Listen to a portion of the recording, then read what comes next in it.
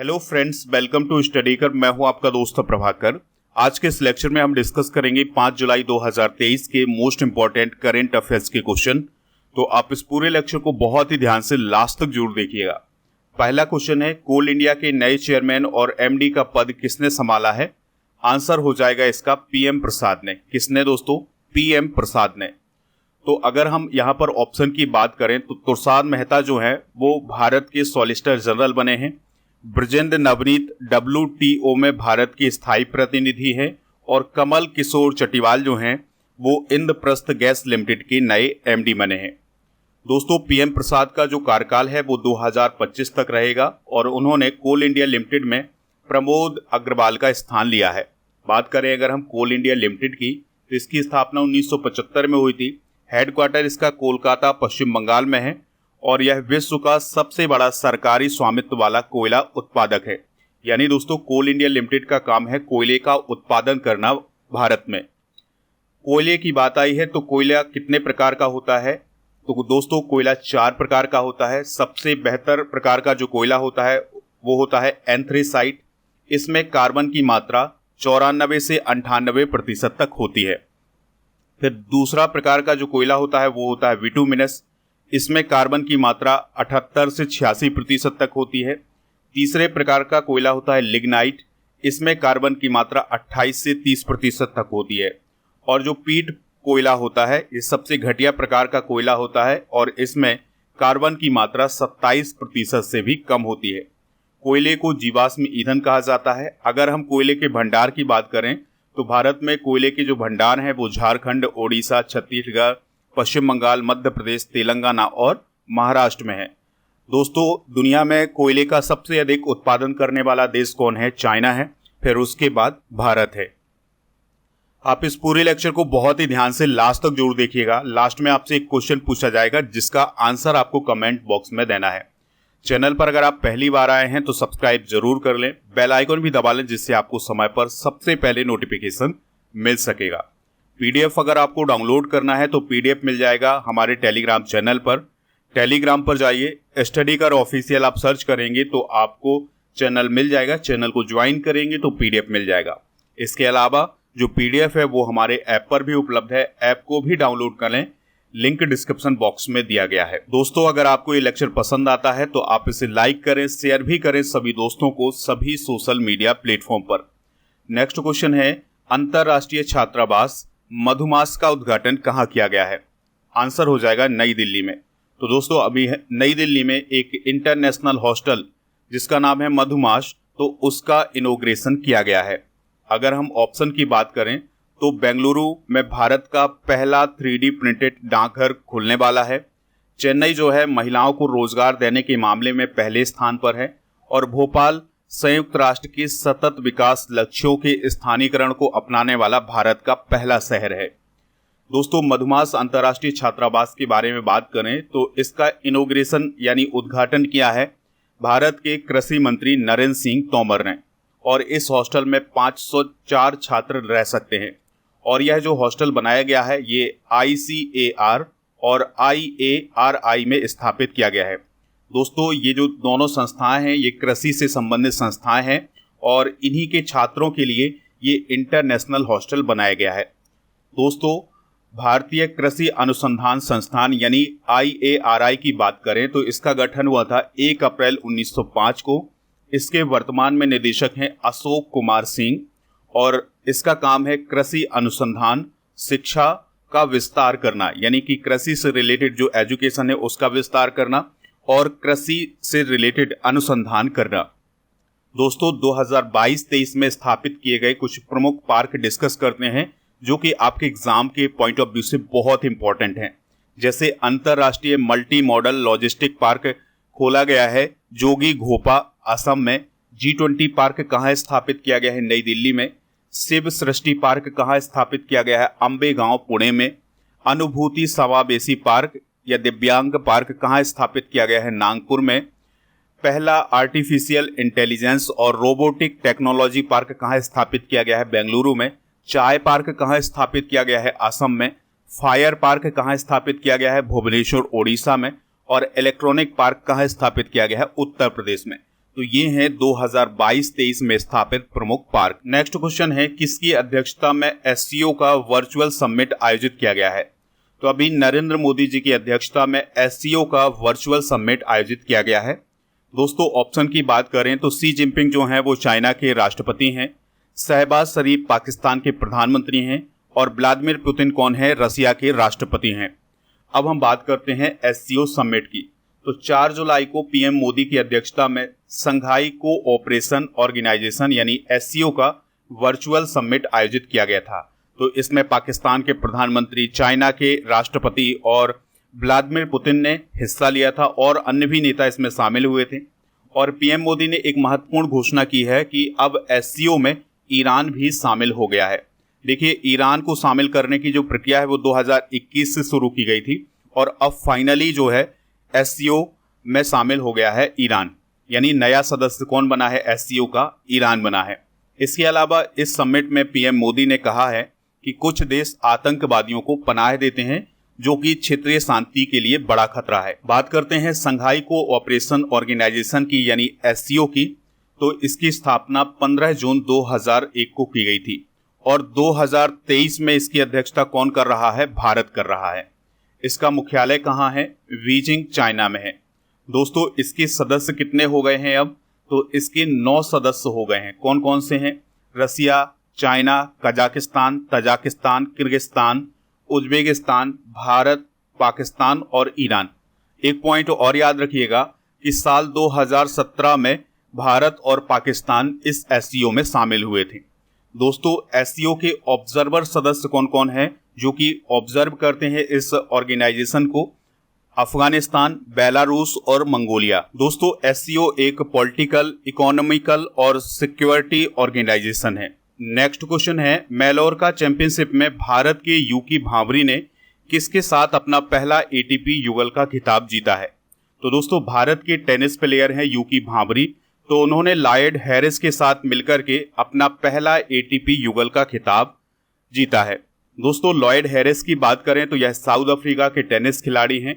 यहाँ पर ऑप्शन में रोजर फेडरर हैं, तो ये स्विट्जरलैंड के खिलाड़ी हैं। राफेल नडाल स्पेन के हैं और नोवाक जोकोविच सर्बिया के टेनिस खिलाड़ी हैं। तो भारतीय टेनिस खिलाड़ी यूकी भांवरी ने साउथ अफ्रीका के लॉयड हैरिस के साथ मिलकर मैलोरका चैंपियनशिप में अपना पहला एटीपी युगल का खिताब जीता है। और दोस्तों ये जो मैलोरका चैंपियनशिप है इसका आयोजन स्पेन में किया गया था और यह चैंपियनशिप ग्रास कोर्ट पर आयोजित की गई थी। दोस्तों टेनिस की बात आई है तो टेनिस में 4 ग्रैंड स्लैम होते हैं। कौन कौन? Australian open, French open, Wimbledon और यूएस ओपन। और ये पूरी साल में आयोजित किए जाते हैं। तो साल का पहला ग्रैंड स्लैम होता है ऑस्ट्रेलियन ओपन, फिर इसके बाद फ्रेंच ओपन, फिर विंबलडन, फिर यूएस ओपन होता है। ऑस्ट्रेलियन ओपन की स्थापना 1905 में की गई थी, फ्रेंच ओपन की 1891 में, विंबलडन ओपन की 1877 में और यूएस ओपन की स्थापना 1881 में की गई थी। तो अभी तक 2023 में ऑस्ट्रेलियन ओपन और फ्रेंच ओपन दोनों आयोजित किए जा चुके हैं। तो इसके विजेता भी डिस्कस करते हैं। 2023 में ऑस्ट्रेलियन ओपन के विजेता हैं पुरुष एकल में नोवाक जोकोविच जो कि सर्बिया के हैं और महिला एकल के जो विजेता हैं वो हैं आर्याना सबलाएंका जो कि बेलारूस की हैं। दोस्तों फ्रेंच ओपन 2023 के विजेता की बात करें जो कि अभी आयोजित किया गया था, तो पुरुष एकल का खिताब नोवाक जोकोविच ने जीता है और महिला एकल का खिताब इगा स्विटेक ने जीता है जो कि पोलैंड की है। तो ये विजेता भी आप नोट कर लीजिएगा। नेक्स्ट क्वेश्चन है, किस राज्य में जगन्ना अम्मा बोडी योजना का चौथा संस्करण शुरू हुआ है? आंसर हो जाएगा आंध्र प्रदेश। तो दोस्तों अभी हाल ही में आंध्र प्रदेश में जगन्ना अम्मा बोडी योजना का चौथा संस्करण शुरू हुआ है। ऑप्शन की अगर हम बात करें तो हरियाणा में चिराग योजना शुरू हुई है, उत्तर प्रदेश में नंद बाबा दुग्ध मिशन योजना शुरू हुई है और मध्य प्रदेश में लाडली बहना योजना शुरू हुई है। दोस्तों जगन्ना अम्मा बोडी योजना 2020 में लॉन्च की गई थी और 2023 में इसका चौथा संस्करण लॉन्च किया गया है और इसके जो लाभार्थी हैं वो हैं 43 लाख लाभार्थी।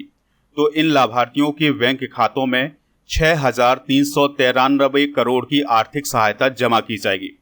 दोस्तों इस योजना का लाभ उन महिलाओं को या उन माताओं को मिलता है जो अपने बच्चों को स्कूल भेजती हैं। तो स्कूल भेजने वाली पात्र माताओं को एक साल में 15,000 रुपए की आर्थिक सहायता प्रदान की जाती है बच्चों को स्कूल भेजने के लिए। ठीक है, तो ये है जगन्ना अम्मा बोडी योजना। दोस्तों बात आई है आंध्र प्रदेश की, तो आंध्र प्रदेश से रिलेटेड कुछ करंट अफेयर्स डिस्कस करते हैं। आंध्र प्रदेश में अभी हाल ही में मध्य पाषाणकालीन शैल चित्रों की खोज की गई है।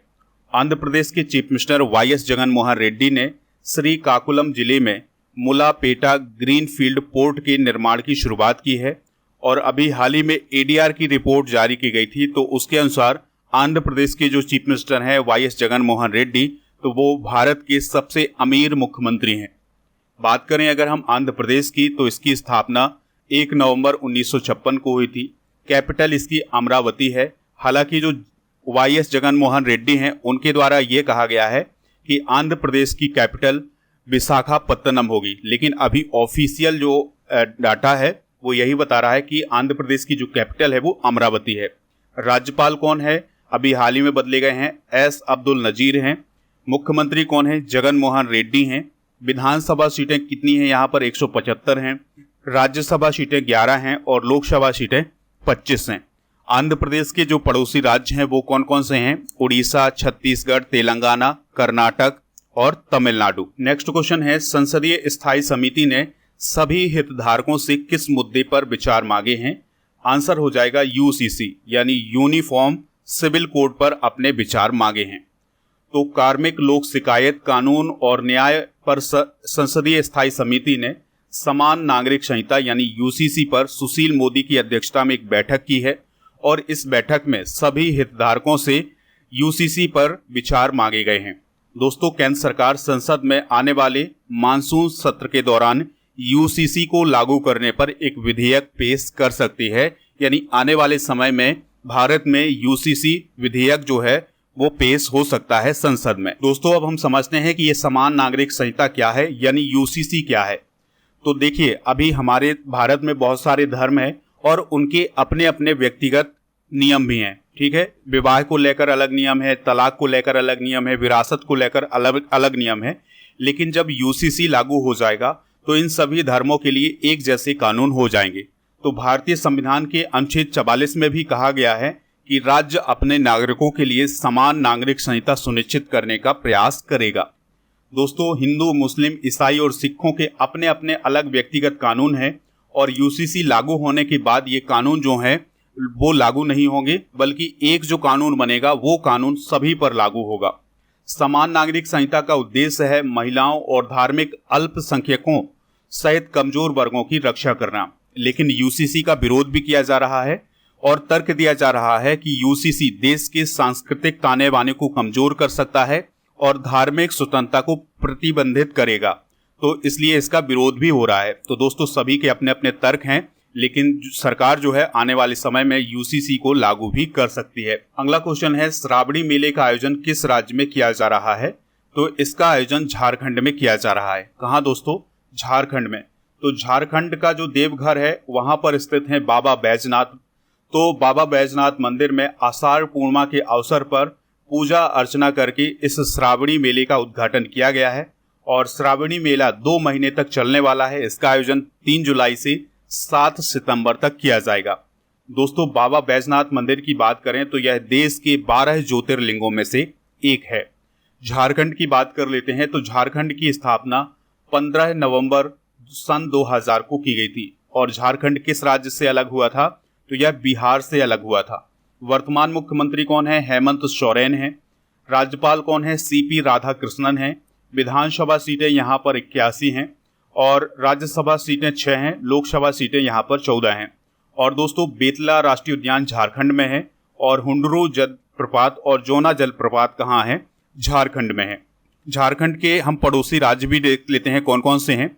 बिहार, उत्तर प्रदेश, छत्तीसगढ़, उड़ीसा और पश्चिम बंगाल इसके पड़ोसी राज्य हैं। अगला क्वेश्चन है, वैश्विक शांति सूचकांक 2023 में भारत की रैंक क्या है? तो भारत की रैंक है 126। किस सूचकांक में दोस्तों? वैश्विक शांति सूचकांक में। तो Institute for Economics and Peace के द्वारा यह इंडेक्स जारी किया गया है। इसमें 3 प्रकार के मापदंड के आधार पर रैंकिंग दी गई है: सुरक्षा और संरक्षा, चल रहे घरेलू और अंतर्राष्ट्रीय संघर्ष और सैन्यीकरण। तो इस प्रकार से 3 मापदंड के आधार पर देशों की रैंकिंग जारी की गई है। इसमें 163 देशों को शामिल किया गया था और 163 देशों में भारत की जो रैंक है वो है 126। दोस्तों पहले स्थान पर आइसलैंड है, दूसरे स्थान पर डेनमार्क है, तीसरे स्थान पर आयरलैंड है, चौथे स्थान पर न्यूजीलैंड है, पांचवें स्थान पर ऑस्ट्रिया है और 126वें स्थान पर इंडिया है। ग्लोबल पीस इंडेक्स 2023 की रिपोर्ट के अनुसार अफगानिस्तान लगातार पांचवें साल दुनिया का सबसे कम शांतिपूर्ण देश है और अफगानिस्तान के बाद यमन, सीरिया, रसिया और साउथ सूडान है। दोस्तों 2023 के प्रमुख सूचकांक भी डिस्कस करते हैं। तो वेस्टबेक प्रतिस्पर्धात्मक सूचकांक 2023 में भारत की रैंक 40 है। जेंडर गैप रिपोर्ट 2023 में 127 रैंक है भारत की। चुनावी लोकतंत्र सूचकांक में 108 रैंक है। वर्ल्ड हैप्पीनेस इंडेक्स 2023 में 126 है। अंतर्राष्ट्रीय बौद्धिक संपदा सूचकांक 2023 में 42 है। भ्रष्टाचार धारणा सूचकांक 2022 में रैंक भारत की 85 है। हैनेले पासपोर्ट इंडेक्स 2023 में 85 है और ग्लोबल फायर पावर इंडेक्स 2023 में भारत की रैंक 4 है। अगला प्रश्न है, अंतर्राष्ट्रीय प्लास्टिक बैग मुक्त दिवस कब मनाया जाता है? तो दोस्तों ये मनाया जाता है 3 जुलाई को। कब मनाया जाता है? 3 जुलाई को। तो हर साल अंतर्राष्ट्रीय प्लास्टिक बैग मुक्त दिवस 3 जुलाई को मनाया जाता है। पहली बार 2008 में यह दिवस मनाया गया था। 2002 में बांग्लादेश प्लास्टिक पर प्रतिबंध लगाने वाला पहला देश बना था। अगर हम बात करें दोस्तों प्लास्टिक बैग की, तो यह हमारी पृथ्वी के लिए सबसे बड़ा खतरा बनता जा रहा है, क्योंकि दोस्तों एक जो प्लास्टिक बैग होता है वो 1000 साल में भी विघटित नहीं होता है। यानी कि एक प्लास्टिक बैग को विघटित होने में 1000 साल का समय लगता है। तो दोस्तों इसलिए जो विभिन्न देश हैं वो प्लास्टिक बैग पर प्रतिबंध लगा रहे हैं और अभी हाल ही में प्लास्टिक बैग पर जो प्रतिबंध लगाया है वो किसने लगाया है? न्यूजीलैंड ने लगाया है। तो जो पतले प्लास्टिक बैग होते हैं उस पर प्रतिबंध अभी हाल ही में न्यूजीलैंड ने लगाया है। अगला क्वेश्चन है, ऑस्ट्रियाई ग्रैंड प्रिक्स 2023 का खिताब किसने जीता है? तो ये जीता है मैक्स वेरस्टैपेन ने। किसने जीता है दोस्तों? मैक्स वेरस्टैपेन ने। तो रेड बुल के फॉर्मूला 1 खिलाड़ी हैं मैक्स वेरस्टैपेन। तो उन्होंने लगातार 5वीं जीत हासिल की है। पिछली रेस विजेताओं की बात करें तो Canadian grand prix, Spanish grand prix, Monaco grand prix और बहरीन ग्रैंड प्रिक्स, ये किसने जीता है? मैक्स वेरस्टैपेन ने। सऊदी अरब ग्रैंड प्रिक्स सर्जियो पेरेज और Azerbaijan grand prix Sergio Perez ने जीता था। दोस्तों अब हम कल के करंट अफेयर्स को रिवाइज करते हैं, फिर इसके बाद जनरल नॉलेज के पिटारे को डिस्कस करेंगे। लास्ट में आपसे एक क्वेश्चन पूछेंगे जिसका आंसर आपको कमेंट बॉक्स में देना है। कल का पहला क्वेश्चन था, सैन्य मामलों के विभाग के अतिरिक्त सचिव कौन बने हैं? अतुल आनंद। 132वें डूरंड कप जो कि फुटबॉल से रिलेटेड है का टूर्नामेंट का आयोजन कहाँ किया जाएगा? कोलकाता में। स्टार्टअप 20 शिखर सम्मेलन का आयोजन कहाँ हुआ है? गुरुग्राम हरियाणा में। अल्लूरी सीताराम राजू की 125वीं जयंती कब मनाई जाएगी? 4 जुलाई को। दोस्तों मार्च 2023 के अंत में भारत का विदेशी ऋण बढ़कर कितना हो गया है? तो $624.7 बिलियन हो गया है। पॉइंट ऑफ लाइट पुरस्कार से किसे सम्मानित किया गया है? राजेंद्र सिंह धट्ट को। दीपिका पल्लिकल और हरेंद्र पाल सिंह संधू ने एशियाई मिश्रित युगल स्क्वैश टूर्नामेंट में कौन सा मेडल जीता है? Gold medal. अगला क्वेश्चन है, गुलामी में अपने देश की भूमिका के लिए किस देश के सम्राट ने माफी मांगी है? नीदरलैंड की। नाडा इंडिया ने किसके साथ समझौता किया है? सारा डो के साथ समझौता किया है। दिल्ली मेट्रो के Huda City Centre metro station का नाम बदलकर क्या कर दिया गया है? Gurugram City Centre. दोस्तों आज के जनरल नॉलेज के पिटारे में डिस्कस करेंगे भारत के प्रमुख जल प्रपात, जैसे चूलिया जलप्रपात चंबल नदी पर है जो कि राजस्थान में है।